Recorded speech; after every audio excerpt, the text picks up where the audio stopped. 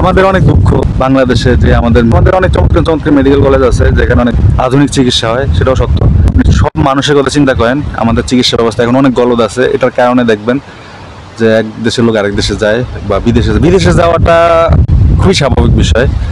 পৃথিবীর সব দেশের মানুষই এক দেশ থেকে আরেক দেশে যায়, এটা বিভিন্ন কারণে যেতে পারে। একটা হলো মেডিকেল কোয়ালিটি, আর একটা হলো আপনার চিকিৎসার যে ব্যয় সেটা কিছুটা কম হওয়ার কারণে। যেমন ইউরোপিয়ানরা অনেক চিকিৎসার জন্য কিন্তু তুর্কিতে যায়, যেমন ওদের বিউটি যে ট্রিটমেন্টগুলো, লেসিক বা প্লাস্টিক সার্জারি এগুলো করার জন্য ইউরোপিয়ানরা তুরস্কে যায়। এটা খুবই স্বাভাবিক বিষয়। আমাদের লোক ইন্ডিয়া যাবে, এটাও স্বাভাবিক বিষয়। বা থাইল্যান্ড যাবে, থাইল্যান্ডের চিকিৎসা ব্যবস্থা খুবই ভালো, বা সিঙ্গাপুরের চিকিৎসা ব্যবস্থা ওয়ার্ল্ড ক্লাস। এক দেশের লোক এক দেশে যাবে খুবই স্বাভাবিক, কিন্তু একটা বেসিক ব্যবস্থা যে সব চিকিৎসা আমি এখানে করতে পারতেছি সেটা খুব জরুরি। এখানকার মানুষ বড় ধরনের অসুখ হইলেও, এত এক্সপেন্সিভ দেশ, তারপরেও এখানে মানুষ বিপদে পড়ে না কি জন্য, আমাদের পরিবার ধ্বংস হয়ে যায়। এমনকি ভালো ভালো ফ্যামিলি, দেখা গেলো ফ্যামিলি একটা লোক বড় ধরনের কোনো রোগে আক্রান্ত হয়েছে, পুরো ফ্যামিলি উঠে পিছনে দৌড়াইতে একেবারে মানসিকভাবে শারীরিকভাবে ধ্বংস হয়, আর্থিকভাবে পুরো জিরো হয়ে যায়, পথে বসে যায়, এরকম অবস্থা সৃষ্টি হয়। কিন্তু এখানে কেন হয় না? বাংলাদেশ থেকে দুর্বল দেশ আছে ইউরোপ অনেক। ধরেন এখানে উদাহরণ দিই আমি, ধরেন মলদোভ একটা দেশ, ওইখানে কোনো ফ্যামিলি চিকিৎসা করতে ধ্বংস হয়ে যায় না, কারণ ওইখানে একটা সিস্টেমের ভিতরে রাষ্ট্রটা আছে। আমাদের হলো সিস্টেমের ভিতরে আমরা নাই দেখে আমাদের এই ধরনের বিপদ। আজকে আমরা কথা বলবো অস্ট্রিয়ার যে মেডিকেল সিস্টেম সেটা নিয়ে। চমৎকার পাহাড়, এখানে হাঁটতে কথা বলতেছে, এখানে দেখেন ঘাসের হাঁটার ভিতরে এক ধরনের হ্যালো, একদম চমৎকার একটা ব্যাপার আছে। দেখেন এই যে এখানে লোক খুব ফ্রেন্ডলি, আমাকে দেখে ভিডিও করতেছে, দেখে একটু কৌতূহল বোধ করতেছিল। যাই হোক, এদের স্বাস্থ্য ব্যবস্থা আসলে আপনি যেই মানদণ্ড অনুযায়ী দেখেন না কেন, এরা পৃথিবীর শীর্ষ পর্যায়ে থাকবে বা ইউরোপের শীর্ষ পর্যায়ে থাকবে, কারণ এখানকার হাসপাতালগুলা পুরো মডার্ন, পরিষ্কার, সুসজ্জিত। এখানে একটা সংস্থা আছে, সে তার নাম হলো ক্রাঙ্কেন কাসেন, এটাকে ইংলিশে বললে আপনার আছে সিকনেস ফান্ডস। তো ক্রাঙ্কেন কাসেন দ্বারা অর্থায়ন করা হয় যত ধরনের চিকিৎসার প্রয়োজন হয় এখানকার নাগরিকদের, বা এখানকার যারা এক্সপেয়ার বা আমরা যারা এদেশে জব করতে চাই বা জব করি, তারাও কিন্তু এর আওতাভুক্ত থাকবেন, কারণ তারা ট্যাক্স পেয়ার। এখানকার যে রাষ্ট্রীয় ব্যবস্থা, এখানকার প্রত্যেকটা নাগরিককে কিন্তু পাবলিক ইন্স্যুরেন্স স্কিমের আওতায় থাকতে হবে। সে আজকে ভূমিষ্ঠ হোক কিংবা এই দেশে কাজ করতে আসুক বা এই দেশে পড়াশোনা করতে আসুক, যে কারণে এই দেশে আপনি যদি লং টাইম বসবাস করতে আসেন, আপনাকে এই পাবলিক ইন্স্যুরেন্স স্কিমের আওতাভুক্ত থাকতে হবে, যা এই দেশে 99% জনগণকে কাভার করে। বেশিরভাগ হাসপাতাল, সরকারি সংস্থা, এগুলো সবগুলো কিন্তু এখানকার যে ক্রাঙ্কেন কাসেন এর মালিকানাধীন এবং তাদের দ্বারা পরিচালিত।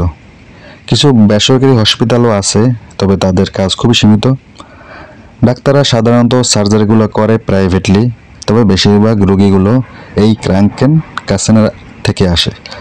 ফর এক্সাম্পল, আপনি যদি ক্রাঙ্কেন কাসেনের আওতাভুক্ত থাকেন, যেই পাবলিক ইন্স্যুরেন্স স্কিম বললাম, ওইটা দিয়ে আপনি প্রাইভেট হোক সরকারি হোক সব জায়গায় আপনি ফ্রি চিকিৎসা পাবেন। ব্যাপারটা হলো এরকম। তারপর অনেকে কিন্তু প্রাইভেট ইন্স্যুরেন্সও কিনে, কারণ কিছু কিছু হসপিটাল, কিছু কিছু ডিপার্টমেন্ট অনেক সময় ক্রাঙ্কেন কাসেনের আওতাভুক্ত থাকে না, ওগুলো পাওয়ার জন্য তারা হলো এই প্রাইভেট ক্রাঙ্কেন কাসেনটাও কিনে। এতে তাদের চিকিৎসা নিতে সুবিধা হয়, এবং কোনো কোনো ক্ষেত্রে ইমার্জেন্সি ক্ষেত্রে দেখা গেলো কোথাও ক্রাঙ্কেন কাসেন অ্যাকসেপ্ট করে না, তখন কিন্তু তারা এই প্রাইভেট ইন্স্যুরেন্সটার কারণে খুব ইজিলি অ্যাক্সেস নিতে পারে হসপিটালগুলোতে। এবং বিশেষ ওয়ার্ডগুলো দেখা গেলো কোনো অপারেশন হবে, অনেক সময় ওয়ার্ডগুলোতে মানুষের চাপ থাকতে পারে, তখন তারা অগ্রাধিকার ভিত্তিতে ওইখানে যে হসপিটালের বেডগুলো ওগুলো পায়। আর আপনি যদি ইউ দেশ থেকে, ধরেন ইউ অন্যান্য দেশে যদি আপনি রেসিডেন্ট, পার্মানেন্ট রেসিডেন্ট অথবা পাসপোর্টধারী হন, তাহলেও কিন্তু আপনি এই ক্রাঙ্কেন কাসেনের আওতায় পড়বেন। এবং ওইখানে কিন্তু আপনি যে কোনো ইমার্জেন্সি চিকিৎসা, নর্মাল চিকিৎসা না, ধরেন নর্মাল আপনার চোখের হালকা প্রবলেম বা আপনি গ্লাসের পাওয়ার চেঞ্জ করবেন, বা কোনো বিলাসী চিকিৎসা যেটা আসলে ইমার্জেন্সি না, ওগুলোর ক্ষেত্রে কিন্তু আপনি কোনো সুবিধা পাবেন না। ওগুলো আপনাকে নর্মালভাবে করতে হবে, আপনি ক্রাঙ্কেন কাসেনের আওতাভুক্ত থাকবেন না। তবে আপনার আপনি মেডিকেল যে সিস্টেম, হেলথ ইন্স্যুরেন্স আওতাভুক্ত থাকেন, তাহলে কিন্তু আপনি যে আর্জেন্ট চিকিৎসাটা ওটা পাবেন। তারপর আপনি যখন হসপিটালে যাবেন, যে কোনো গভর্নমেন্ট হসপিটাল, ওইখানে গিয়ে দেখবেন যে ওইখানে আল্লাহ কাসেন লেখা আছে। আল্লাহ কাসেন লেখা থাকা মানে হলো আপনাকে আপনার যে মেডিকেল কার্ড আছে ওইটা ওইখানে অ্যাকসেপ্টেবল। আর যদি ওইখানে কেইনে কাসেন লেখা থাকে, তাহলে কিন্তু ওটা অ্যাকসেপ্টেবল না, ওইখানে কিন্তু আপনি যেই আর্জেন্ট চিকিৎসা সেটাও পাবেন না। তাই জন্য সবচেয়ে বুদ্ধিমানের কাজ হলো, আপনি যদি দেখেন আপনি একটা এক্সট্রা ট্রাভেল ইন্স্যুরেন্স নিয়ে রাখলে আপনি মোটামুটি ক্ষেত্রে নিরাপদ থাকতে পারবেন। তো আপনি যদি সিকিউর থাকতে চান, তখন আপনাকে আসলে ট্রাভেল ইন্স্যুরেন্স করে আসাই ভালো। দেখা গেল বড় ধরনের কোনো প্রবলেম হলে আপনি বিপদে পড়তে পারেন, বা আপনার অনেক এক্সপেন্সিভ হয়ে যাবে আর কি। আর ইউরোপিয়ানের বাইরে থেকে যারা আসবে, বিভিন্ন দেশ থেকে, আমেরিকা থেকে হোক বা এশিয়া থেকে হোক, বিভিন্ন অঞ্চল থেকে যারা আসবে, তারা তো তাদের ইউরোপীয় হেলথ ইন্স্যুরেন্সও নেই বা এখানকার ইন্স্যুরেন্সও নেই, তাদের জন্য হলো ট্রাভেল ইন্স্যুরেন্স করে রাখাটা জরুরি। আদারওয়াইজ কিন্তু অনেক এক্সপেন্সিভ হবে। শুধু এক্সপেন্সিভ না, তাদের যে চিকিৎসা হসপিটালে গেলে তাদের অ্যাডভান্স টাকা দিতে হবে। যে চিকিৎসা করতে যাচ্ছেন বা যে অপারেশনটা, ধরেন একটা অপারেশন করতে এত টাকা লাগবে, 1,000 ইউরো লাগবে, তো অ্যাডভান্স দিতে হবে যদি আপনার এই ইন্স্যুরেন্স না থাকে। এক্সপেন্সিভ হইলেও এটা অনেক দেশ থেকে, যেমন ইউএসএ, কানাডা হিসেব করলে আমার ধারণা এই অস্ট্রিয়া ওদের তুলনায় সস্তাই হবে, তবে ইউরোপীয় স্ট্যান্ডার্ড অনুযায়ী এক্সপেন্সিভ। হ্যাঁ, একটা চমৎকার জিনিস এই দেশে আছে, সেটা হলো এই দেশে কিন্তু প্রচুর পাহাড়ি অঞ্চল আপনারা দেখতেছেন। তো এখানে হেলিকপ্টার অ্যাম্বুলেন্স আছে, যা আপনি 15 মিনিটের ভিতরে, ধরেন আপনি ওই পাহাড়ে চূড়ায় গিয়ে কোনো অ্যাক্সিডেন্ট হইলো বা আপনার হাত পা ভাঙলো বা আপনার কোথাও স্কিং করতেছিলেন বা ট্রেকিং করতেছিলেন, আপনার কোনো সমস্যা হইলো, আপনার 15 মিনিটের ভিতরে হেলিকপ্টার চলে আসবে আপনাকে উদ্ধার করতে। এরকম একটা ব্যাপার সিস্টেম এখানে আছে, খুব চমৎকার সিস্টেম। তো বেশিরভাগ ক্ষেত্রে এটা ইউরোপিয়ান ইউনিয়নের যে হেলথ ইন্স্যুরেন্স, এটা ওরা কভার করে না।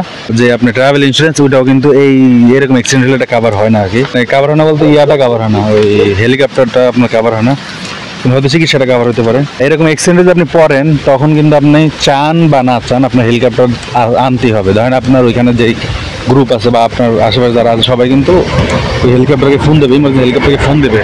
হেলিকপ্টার যখন চলে আসবে তখন আপনি তো ইন্স্যুরেন্সের আওতায় নাই বা ইন্স্যুরেন্স আওতায় থাকলেও লাভ নেই, আপনাকে ওইখানে অ্যাটলিস্ট 1,000 ইউরো আপনাকে পে করতে হবে, বা বাংলাদেশ থেকে 1,20,000-30,000 টাকা আপনাকে পে করতে হবে। যারা রেগুলার এইসব ধরনের অ্যাক্টিভিটিস করেন আর কি, রিস্কি অ্যাক্টিভিটিস, তাদের জন্য এখানে একটা ইন্স্যুরেন্স আছে, সেটা হলো মাউন্টেন স্পোর্ট ইন্স্যুরেন্স। এটা নিতে পারেন, অথবা অস্ট্রিয়ান আলপে ক্লাব আছে একটা, ওই ক্লাবের সদস্য হতে পারেন। ওইটার ফি 52 ইউরো বাৎসরিক আর কি, বাৎসরিক 52 ইউরো যদি আপনি দেন, যারা এই দেশে রেগুলার বসবাস করে বা রেগুলার অ্যাক্টিভিটিসগুলো করে তাদের জন্য এটা পারফেক্ট। অবশ্যই প্রতি বছর আপনি 52 ইউরো দিবেন, দিয়ে আপনি মোটামুটি 22,000 ইউরোর আপনার কাভার করতে পারবেন। আপনার 22,000 ইউরোর সমপরিমাণ আপনি চিকিৎসা ওদের কাছে নিতে পারবেন। তো সেই হিসেবে ঠিকঠাক আছে। সেই হলো অস্ট্রিয়ার যেই মেডিকেল সিস্টেম নিয়ে হালকা আলাপ করলাম। এর বাইরেও অনেক টুকটাক বিষয় আছে, তা আমি বেসিক বিষয়গুলো আপনার সাথে শেয়ার করলাম। তা আশা করি আপনারা উপকৃত হয়েছেন বা একটা নতুন বিষয়ে জানতে পারছেন। এই আর কি। সবাই ভালো থাকুন, সুস্থ থাকুন। আল্লাহ হাফেজ। আসসালামু আলাইকুম।